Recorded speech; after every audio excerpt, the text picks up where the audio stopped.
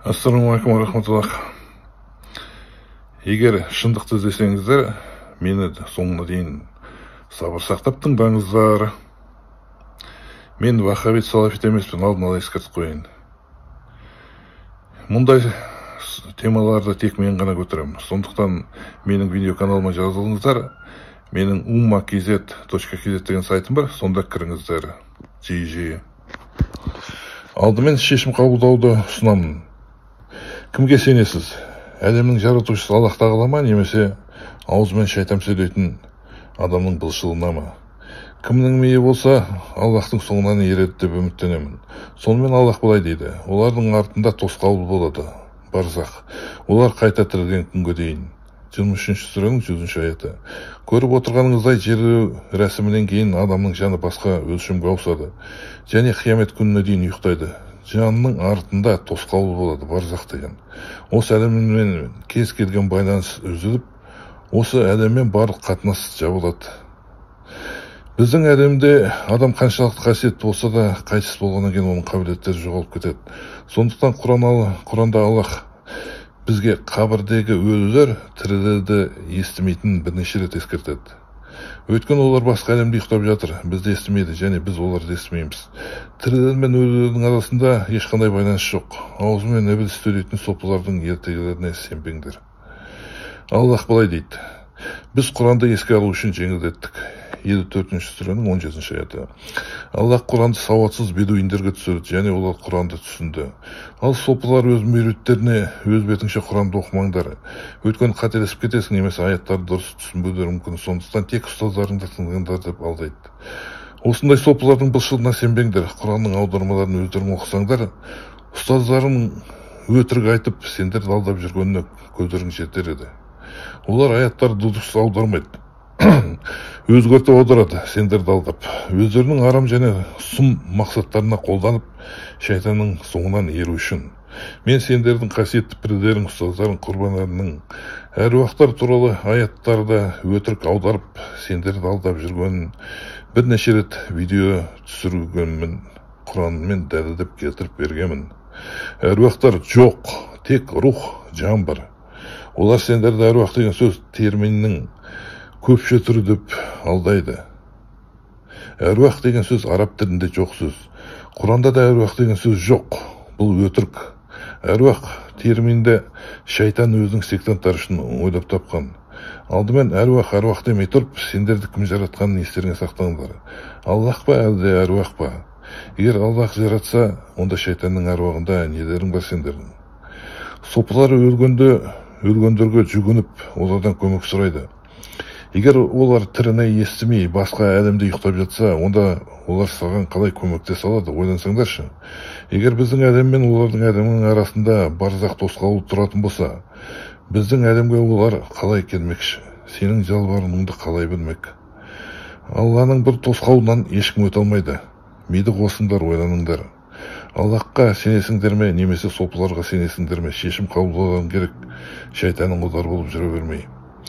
Мен ойлануға мысал келтірейін. Егер де сендердің өліп қалған керемет сопыларың, пірілерің қабірде жатып, тірілерге көмектесе алатын болса, онда неге олар өздеріне көмектесе алмайды, бейшара болып сүйектері қурап пішіріп жата бермей? Егер адам сопының қабіріне барып, дәретке отырып кетсе, немесе оның қабірін қирата бастаса, онда оны неге қуып жібере алмайды, немесе қабірін құлаудан аман алып қалмайды? Неге тірілер олардың қабырларын жөндеулері керек? Неге өліп қалған тірілердің дұғасына мұқтаж? Олар тіпті қабірден шыбынды қуып жібере алмайды, басқаны айтпағанда. Егер олар өздеріне көмектесе алмайтын болса, сендерге қалай көмектеседі? Мүриттер, миларыңды қоссаңдаршы, ойлансаңдаршы. Сендердің пірілерің, ұстаздарың шайтанның соқыр және зомбиланған құлдары болып табылады. Сендерде әлі бас тартуға және Алланың құлдарының бірі болуға мүмкіндіктерің бар. Мүмкіндікті жібермеңдер. Сопылар өздерінің қасиетті пірдерін, ұстаздарын ажар періштесінің алдына шапағат етеді. Қабір азабынан және Алланың алдына құтқарады деп есептейді. Сырат көпірінен өткізеді және тағы басқа да соқыр сенімдерге сенеді.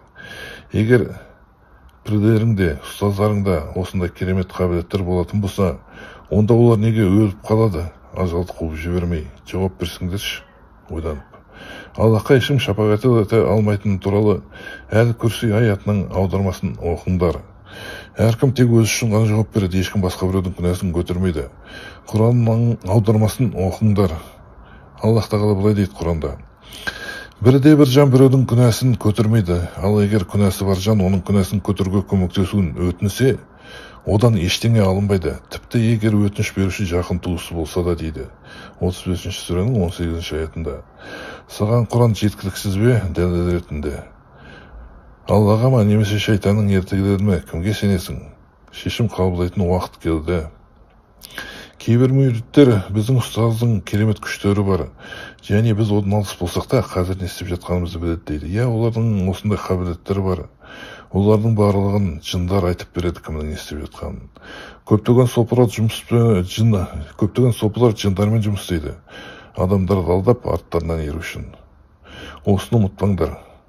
Сопылардың пірілері мен ұстаздары өздерінің шәкірттерін дөрекі түрде алдайды.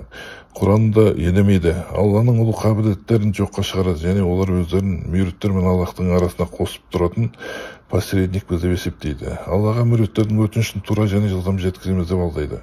Аллах былай дейді: біз адамды жаратқанбыз, және оған жанның не сыбырлайтынын білеміз. Біз оған күре тамырынан да жақынбыз дейді 50 сүренің 16 аятында. Аллах бәрін көреді, бәрін естиді және бәрін біледі. О сауатсыз мүриттер, сендер кімге сенесіңдер? Аллахқа ма немесе піріңе, дүмше ұстазыңа сенесің бе? Аллахқа посредниктер қажет емес. Тікелей Аллахтан сұрау керек, не сұрасаң да. Егер сен жұмақта болғың келсе, онда сопылығыңды, сектаңды тастап, тек Аллахтың шариғатымен ғана жүруің қажет. Өлгендерден көмек сұрағанда сен ең үлкен және кешірілмейтін күнә шірк жасайсың. Аллах Құранда біз шірктен басқа барлық күнәларды кешіруге уәде берем дейді. Сондықтан ойдан және сопылықтан бас тарт. Сопылық шайтанның жолы. Сопылық Құранды мүлдем жоққа шығарады.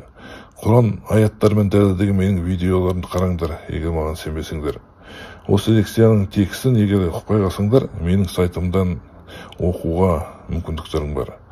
Қорытындыда келе, Аллахқа бүкіл әлемнің Раббысына сансыз, шексіз, шетсіз мақтаулар мен мадақтау болсын. Пайғамбарымыз Мұхаммедке, оның отбасы мүшелеріне, сахабаларына және оларға ілескен барша жандарға Аллахтың игілігі мен сәлемі болсын. Амин.